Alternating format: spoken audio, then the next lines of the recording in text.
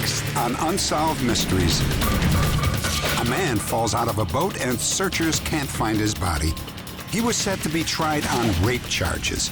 Is he truly dead or alive and on the run? Just 2 days before Christmas, a 5-year-old boy and his young mother are brutally murdered. Can DNA left by the killer lead to his capture? In 1917, more than 70,000 pilgrims in Fatima, Portugal, saw what they believed was a true miracle. It remains one of the great religious mysteries. And after searching for more than 50 years, a man is finally reunited with his long-lost daughter, the heir to his fortune.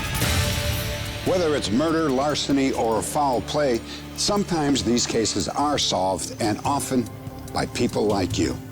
I'm Dennis Farina, and this is Unsolved Mysteries.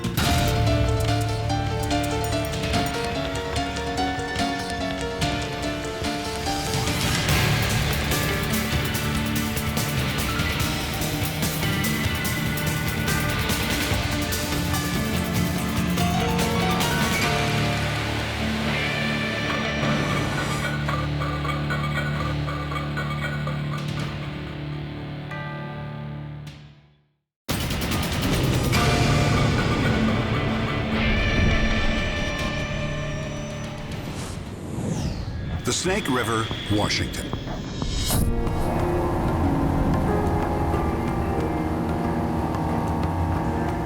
After a late summer fishing trip, Strider Starfyre and another man head for home. With night approaching, they're worried about getting back before dark.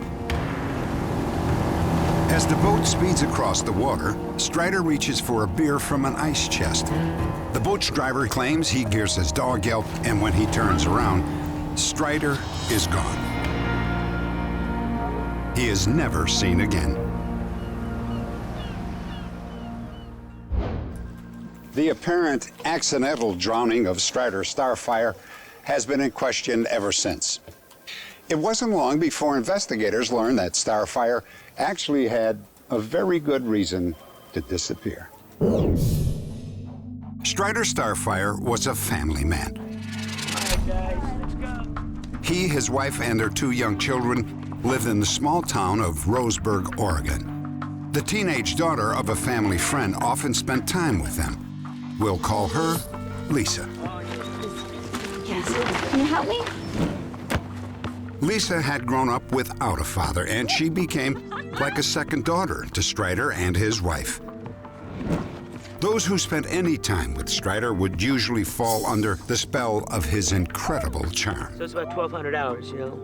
Me and Tim were in this foxhole, all right? And we're pinned down. We can't get up, and we were trying to get our... He told romantic tales about his exploits while serving with the Special Forces in Vietnam, spying for the CIA, or fighting alongside the Irish Republican Army. My belly, dragging him to... When he told us about being this crusader to help the little man, to pull the poor guy up by his boots and give the underdog his day, you tended to believe him. He wove his stories very well. So the reason why we're called the Clan of Starfyre is because... Strider also claimed that he was the last surviving member of a Scottish clan and was the sole heir to its fortunes. You should. As Lisa grew up, she spent more and more time with the Starfyre family, and Strider always made himself available to her. He was a father figure when she had no father figure. She had no qualms of believing and feeling safe with him because he'd always been safe. Something I gotta tell you. But according to Lisa, those feelings of trust and security were destroyed one night in the Starfyre home. I'm in love with you. Out of the blue, he started to profess his love to me and told me he'd been in love with me for years. That was a really terrifying moment. After making his advance, Starfyre allegedly seduced and then had sex with Lisa. For more than a year, the traumatized teenager didn't reveal what had happened. the secrecy took a heavy toll. After Strider did that to me, my life really spiraled out of control. I couldn't make any friends at school, so I quit going. And I did a lot of drugs. And I decided that I couldn't deal with it anymore. Strider's behavior became more blatant in other ways. One day he brought home an unexpected guest. He introduced her as his new business partner. I had been getting a little bit of rumor that there was more than just business going on between them.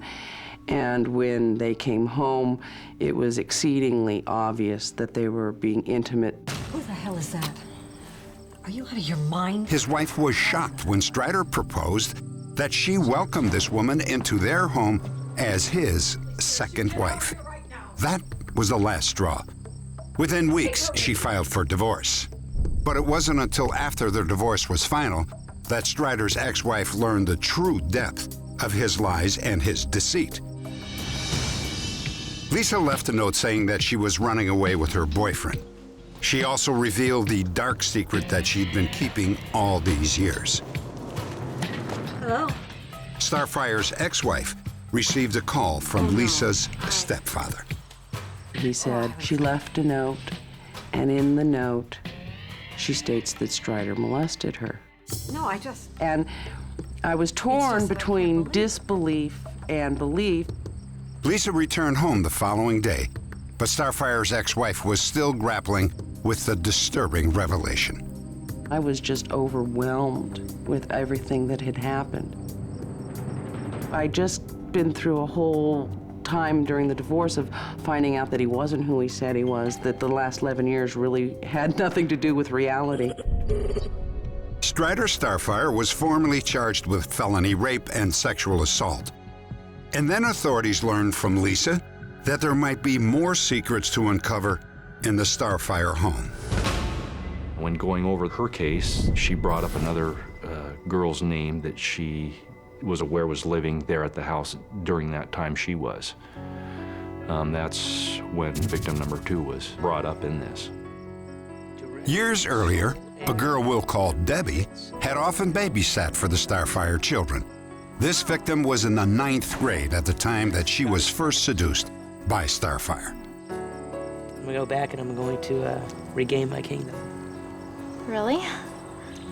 Debbie told police that Starfyre had won her trust with fantastic tales and promises to make her his princess. Anything you want, because you're the princess. You can have anything in the entire kingdom. It's like he made the fairy tale, and Strider really created a fantasy world for a lot of people, and for me, it was the fantasy that was sort of where I really wanted to be in life, not where I was. And it obviously wasn't just an isolated incident. I had to come forward not only to give validity to the other girl's claims, but also just to try and prevent this from happening to somebody else. Although Starfyre was arrested, he was later released without bail to wait for his trial. And then just 10 days before the trial was due to begin, Starfyre vanished. We have a lot of people come up missing or drowned in the Snake River, but in my 13 years experience, I've never had one like this.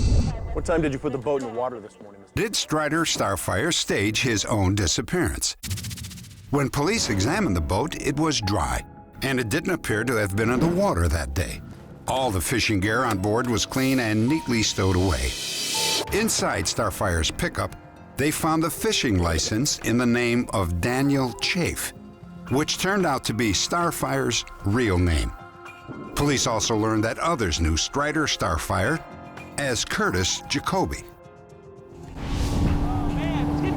I'm sure Mr. Starfyre is alive and well. I don't believe Mr. Starfyre was ever on that boat. I don't believe he was ever on that river. I believe he's hoping that at some point, hopefully all this will just go away and he can lead on with a happy life. Update. There are new developments in this case. Here's one of our staff with details. Daniel Chafe, a.k.a. Strider Starfyre, a.k.a. Curtis Jacoby, managed to elude authorities for 15 years before he was finally captured in Montana. Chafe was wanted on several charges of rape and sexual abuse of minors. Chafe pled guilty to 4 of the charges, and after plea bargaining was sentenced to 5 1/2 years in prison.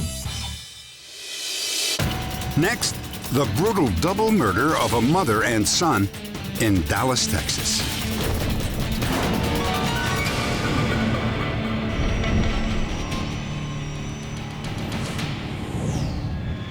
Dallas, Texas. It's just 2 days before Christmas. The Dallas County Sheriff's Department is setting the table, preparing for their holiday lunch. I'd like to, but I need to get back on the streets. It's gonna be good. It's a day that no one in the department will ever forget.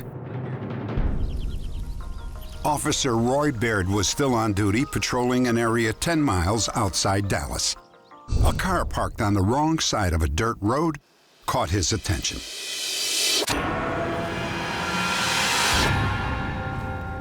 On the back seat was a pile of Christmas gifts. On the front seat, a blue sports bag, a pair of women's gloves, and a purse. Officer Baird concluded that someone was in trouble. I felt that there was possibly a rape going on or that a female had been raped. I then called for cover and made my entrance into the field on the north side of the road. I observed a small boy crumpled to the ground, and lying next to him was a white female that was covered with a blanket. I touched him and his body was still warm.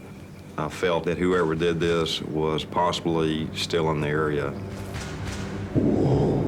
Later that day, the victims were identified as 30-year-old Roxanne Jeeves and her 5-year-old son, Christopher. The police in Dallas were shocked by these brutal killings. Solving this mystery became a high priority for detectives. But more than 2 decades would pass before they got their first solid lead. Roxanne Jeeves had moved to Dallas with Christopher after a divorce. She worked for an insurance company, enjoyed country western dancing, and was engaged to be remarried. Friends described Christopher as happy and an outgoing child. He had turned 5 years old on December 23rd, the very same day that he was murdered. There you go. That morning, Roxanne and Christopher had planned to make a Christmas trip to visit relatives in Kansas. Concerned that their car might break down on the long journey, Roxanne took along her toolbox. An hour before the murders, a man that police believe was the killer was seen by a neighbor outside of Roxanne's apartment with a female companion. It was the first of many eyewitness reports that helped investigators piece together what happened to Roxanne and Christopher. We located a neighbor of Roxanne's who left about the time that Christopher came out the door with the red toolbox. Matter of fact, she spoke to Christopher. In the process of going to her car, she saw the man carrying the toolbox in one hand and Christopher by the hand as they went around the corner where she believed Roxanne's car was parked. She said they looked rough, nervous. She described them as not fitting in the complex. Checked under your hood? The next time the suspect was spotted, he was with Roxanne and Christopher in their car. The woman seen near the apartment was no longer with them. He was acting kind of nervous. He never looked up at me. He never said anything. You could tell that she was nervous, and when I looked at her, she looked me right in the eyes, and you could tell that something was wrong. Our little boy was in the back seat, and I thought, well, he acts like everything's all right. Very much. I told one of my fellow employees, I said, it's going to be something if something happens to that woman, because she acted awful strange. Sometime during the next half hour, Roxanne and Christopher were murdered. I'm afraid that she saw her son killed, and then she and the killer had quite a struggle before she was initially shot twice herself. Just as other deputies arrived at the scene, a witness reported seeing the suspect running across a field. A total of 8 witnesses saw the killer either running or hitchhiking away from the scene. Meanwhile, less than a mile away, investigators were combing the area for evidence. They got lucky. The killer had left behind his blue sports pack, and it was full of clues. Inside the bag, deputies found a pre-World War II holster, possibly a collector's item, a set of burglary tools, a brown knit cap, and finally, a bottle of formaldehyde. It would be the first hint that the murders were linked to drugs. It was popular among heavy drug users then to lace a marijuana cigarette with formaldehyde. Locally here, they called it a Sherman stick. After the murder, callers flooded police hotlines with tips. Many of them made the same suggestion. Talk to Roxanne's brother, Army Private Kurt Jeeves. Police soon learned that just before he joined the Army, Kurt had been staying with Roxanne and Christopher in their apartment. They also learned that Roxanne seemed relieved when he left. We know that he was dealing in marijuana, and at some point in time, he had a disagreement with these folks over some of their transactions with regard to this marijuana. According to Roxanne's friends, a man showed up at her apartment late one night. Where's Kurt? Kurt's not here. What do you mean he's not here? Police now believe that when Kurt left to join the Army, he also left behind an angry customer. Roxanne may have been trapped in the middle of a bitter dispute over drugs. Kurt owed me some money, and I'm gonna find him. 2 years later, Roxanne's brother, Kurt, had been murdered during a drug buy. He had always insisted that he knew nothing about who might have killed his sister and nephew. This case occurred at Christmas time, and I'm sure that myself and all the other detectives will never forget what we saw out there that day. Whomever committed that offense doesn't need to be free in our society, and I don't intend to ever give up trying to find that person.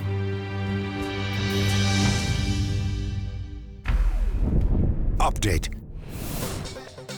22 years after Roxanne and Christopher were murdered, a man named George Washington Hicks was convicted of the killings. Police had recovered a strand of human hair from the cap that was left in Roxanne's car on the day of the murder. The DNA from the hair sample was compared with DNA from convicts serving time in Texas state prisons. Hicks was the identical match. At the time, he was serving an 80-year sentence for sexual assault and 2 15-year terms for assault and robbery. After being convicted for the murders of Roxanne and Christopher, Hicks was sentenced to life in prison. This sentence will not begin until at least 2024, when he completes his existing terms.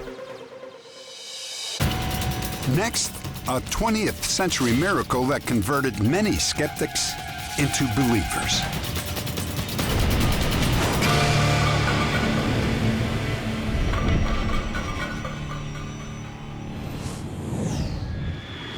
Fatima, Portugal. The shrine of Our Lady of Fatima is visited by more than 4 million people every year. It is said that on this very spot in 1917, the Virgin Mary appeared to 3 young children. At the time, Lucia Santos was 10 years old. She and her 2 younger cousins, Jacinta and Francisco Martu, worked as shepherds near the small town of Fatima. Their story began on Sunday, May 13th, 1917. Lucia Santos and her cousins had taken their sheep to an area known as the Cova de Area, land owned by Lucia's family. As the flock grazed, the children began to play. They were building a little wall around a tree when there was a flash of light. And Lucia thought the flash was a sign of rain. She thought that it was lightning. So she said, "Let's go home so we don't get caught by the rain." When the children saw a second flash of lightning, they realized it meant more than rain. According to Lucia, the glowing figure said that she was from heaven. E o que é que Vossa Mercê me quer? Vim para pedir-vos que vinhais aqui 6 meses seguidos no dia 13 a esta mesma hora. Depois vos direi quem sou e o que quero. E eu também vou para o céu. Vais sim. E a Jacinta? The lady promised to return several times, always on the 13th of the month. She also asked the children to be her messengers, but warned them to expect great hardships. Although word of the vision spread quickly, not everyone was inspired by the rumors. In fact, Lucia's mother was furious at her daughter's involvement. Mentiras andas para aí a dizer? Então andas a dizer que viste uma senhora do céu? Quem disse isso foi a Jacinta, não foi tia. Tens tu com isso? Her mother punished her every now and again. Shah Martu, Lucia's cousin, was a young boy at the time. It wasn't that her mother was bad, but she wanted to have her daughter to say that this was a lie. But Lucia kept saying, how can I say it was a lie if I actually saw her? For Lucia, the suffering predicted by the lady had begun. But even in the face of her mother's anger, she returned with her cousins to the Cova de Area on the appointed day, June 13th. They were joined by some 50 villagers, drawn by rumors of the impending visitation.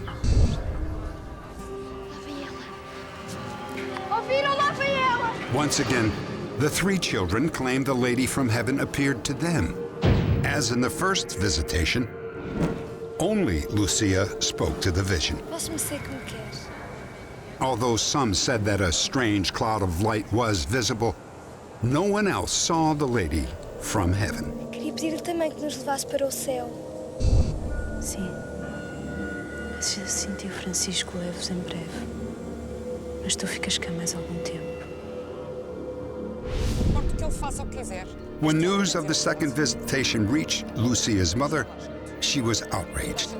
She believed that her daughter was part of a hoax. Her mother said, you're going to go to the priest and you're going to confess to him in front of the altar in the church that you lied. When confronted by the local priest, Lucia refused to discuss what she had seen. Given the time and place, this was a startling act of disobedience. Perdão, não lhe posso dizer. Basta! Tens de dizer ao Sr. Prior o que ouviste. Mas, mãe, eu não posso. Não me parece que seja uma revelação do céu. Talvez se trate de um engano do demónio. Talvez o demónio te tenha enganado para trazer falsas esperanças aos homens. Later in life, Lucia wrote about the episode. As I heard people say that the devil always brings conflict and disorder, I began to think that truly, ever since I had started seeing these things, our home was no longer the same, for joy and peace had fled. What anguish I felt. July 13th, 1917, the appointed day for the third appearance. By now, word of the miraculous visions had spread across Portugal and neighboring Spain. Pilgrims clogged the roads leading to the Cova. At 12 noon, the mysterious vision appeared once more, but once again, it was only visible to the three children. Por favor, faça um milagre para que toda a gente acredite que Vossa Mercê nos aparece.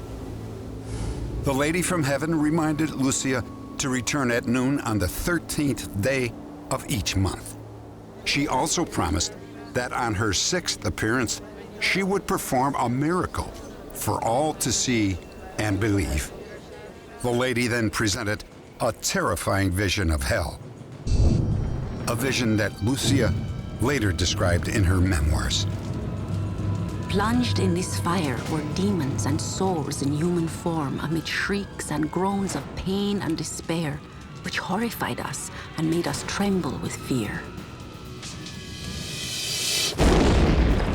Lucia claimed that her vision of hell was the lady's warning that God was offended by the conflict in Europe. World War I was then in its third year. Although the lady predicted that the war would end soon, she said that it would be replaced by a more serious conflict, a war with Russia. Lucia said the lady from heaven revealed one more prophecy, but made her promise not to reveal it. 1 month later, the promise would be severely tested. August 13th, the day of the fourth appearance, a local government official offered to take the 3 children to the cova.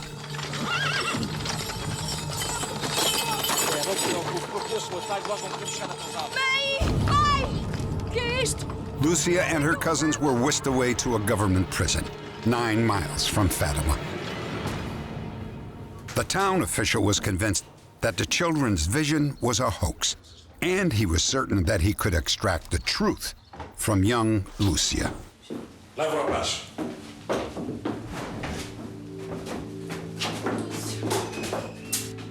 Bom, como vocês se recusam a contar aquilo que sabem, a única alternativa que eu tenho é atirá-los para o azeite a ferver. O azeite está pronto, hein? E eu também. The children were held and tormented for 3 days. Outside the prison walls, their family and friends gathered to express their outrage. In spite of the harsh tactics, 10-year-old Lucia kept her promise to the lady from heaven. Officials admitted their failure, and the children were finally allowed to return home. According to Sister Lucia, the lady from heaven appeared a 4th time and a 5th, just as predicted. As the date for the 6th appearance approached, excitement built. Coming up, startling eyewitness accounts of the legendary miracle at Fatima.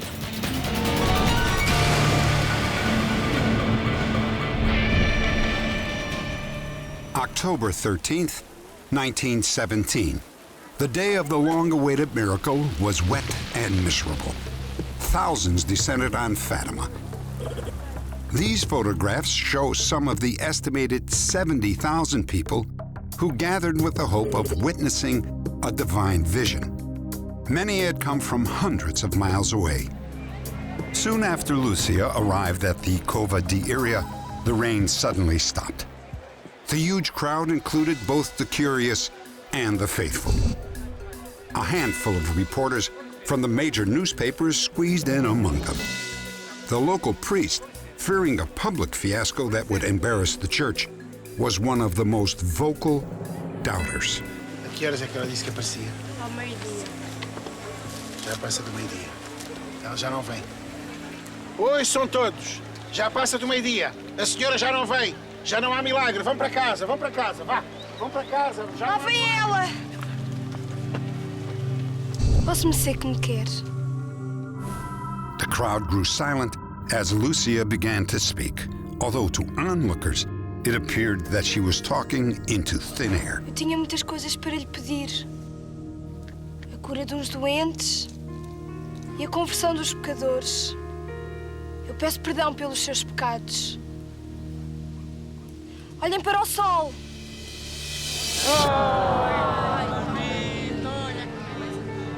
Eyewitnesses reported that the sun began to move, and rays of multicolored light were seen shooting across the sky.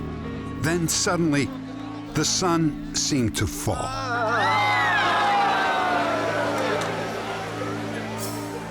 The crowd went silent until the sun abruptly reversed course and returned to its rightful place in the sky.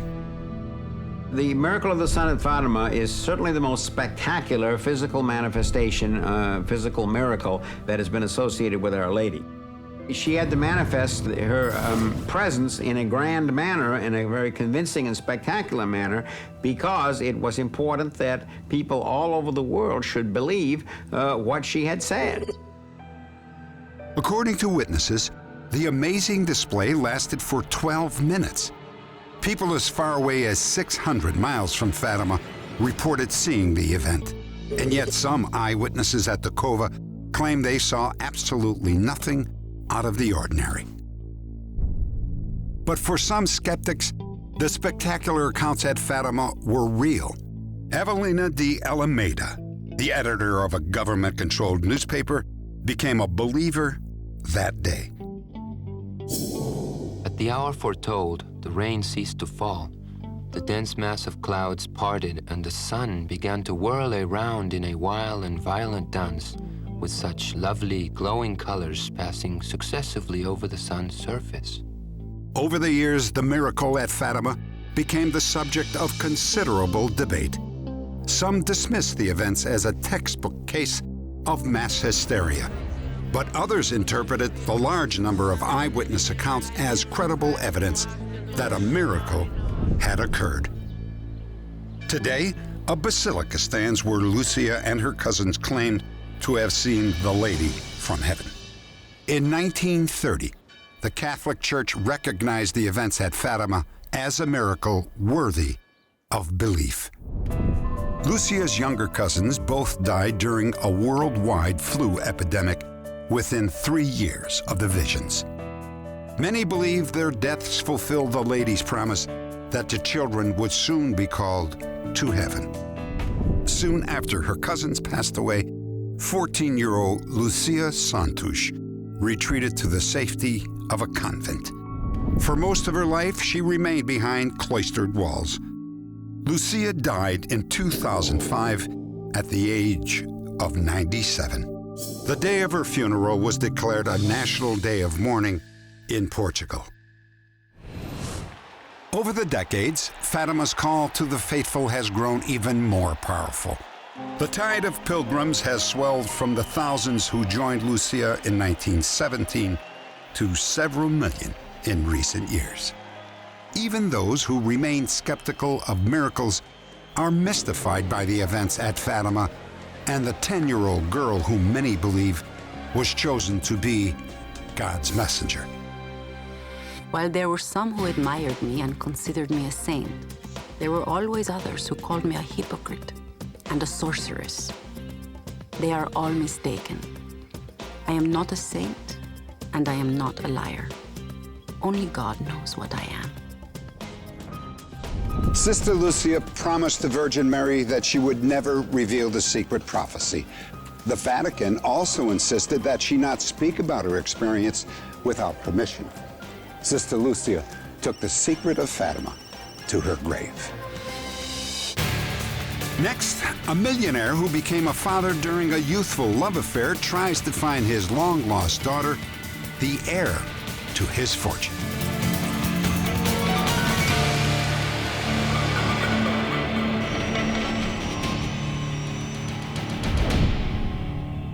We recently featured the story of W.B. Mac McDonald, a self-made millionaire who was searching for his long-lost heir, a child whom Mac had seen only once, more than 50 years before. Pomona, California, 1948. When Mac was 18, he fell in love with a 16-year-old girl named Mary Helen Carr, but her mother disapproved of their relationship and threatened to have Mac arrested if their romance continued. So, he decided to leave town. 3 weeks later, Mary Helen ran away from home to join Mac in Houston. Got a new neighbor. You did? Pretending to be husband and wife, the young lovers moved in together, but their happiness didn't last long. Just a minute. Who was it? Mac received a call from a friend who said that the police were on their way to the apartment. Authorities carried warrants charging Mac with statutory rape. That's fine. I'll call you. Mac made his escape with no time to spare. I was devastated again. They jerked her back to California. And I had no way of contacting her again. A year had passed, and Mac returned to California for a new job. One evening, he and a friend stopped off at a drive-in in Long Beach. Mac? Mary? Mac was shocked to learn that he was a father. He visited Mary Helen and met his child for the first and only time. Fearing that police were still looking for him, he left after only 5 minutes. He never even learned if the baby was a boy or a girl. Mac is now a wealthy businessman and wants to find the child that he'd left behind. I feel that the youngster's entitled to my estate, and I'd want that youngster to know that I love them and I want them to have the best. The night of our broadcast, Mac McDonald learned that he had a daughter named Sherry. The long-awaited news came from a viewer in Texas, Mary Helen Carr, Sherry's mother. 1 week after the story aired, Mac arrived at Sherry's home in Denver, Colorado. No. Come on in. It's hard to describe the feeling that I had for my daughter when I opened the door and she was there and I was able to hold her. I said, I want to hold you. At this point in my life, to find that there is someone who is my father and who wants to establish a relationship with me, it's just emotionally very traumatic. I just tried to come to the realization that it really was my father standing there. And I just, does he look like me? Does he act like me? I have all these things I need to learn about him. The fact that I didn't stay and fight the battle, it's most unfortunate. I don't believe I would do it that way again. However, yesterday unfortunately can't be redone. No matter how you look at it, he left my mother with a tiny baby, and I have to deal with that. I have to deal with the fact that I have a father who loves for me, who's raised me, who's cared for me. But I believe there's enough room in this family for everyone. And I sincerely mean that. Mac McDonald's search for his long-lost daughter has come to an end, and he is determined to never lose touch with her again.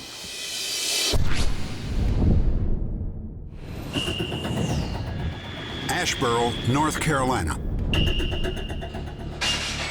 James Donald King, a convicted murderer, is released from prison. King has served only 6 years of a life sentence for killing his wife, but is granted an early parole for good behavior. Prosecutors in nearby Greensboro challenge the parole board's ruling. They argue strongly that King is a vicious killer and his early release could have deadly consequences. James King grew up in Greensboro, North Carolina, the oldest of 12 children. He was an honor student and a senior class president at his high school. King got to hanging around the wrong crowd. The man we'll call Gordon was a high school classmate of James King. He is now an undercover law enforcement agent. These guys that he was hanging around with had been in trouble with the law in the past, and I think they had a lot of influence over him. 20 years later, King was a different person. He was an angry man in a dismal marriage. He and his wife Shirley fought constantly. I need to talk to you. Shirley, I need to talk to you. Why you keep turning your back on me, huh? Listen, I'm getting tired of... Don't you dare! Oh, Joe! Oh, my baby! Oh, Shirley King died instantly. James King was found by the police the next morning, less than a mile away, sound asleep in a car. King pleaded guilty to first-degree murder and was sentenced to life. All right, break time. During his first 4 years in jail, King was a model prisoner. And then, while working on a chain gang, he made a bold, split-second decision. Man, run it! Get out!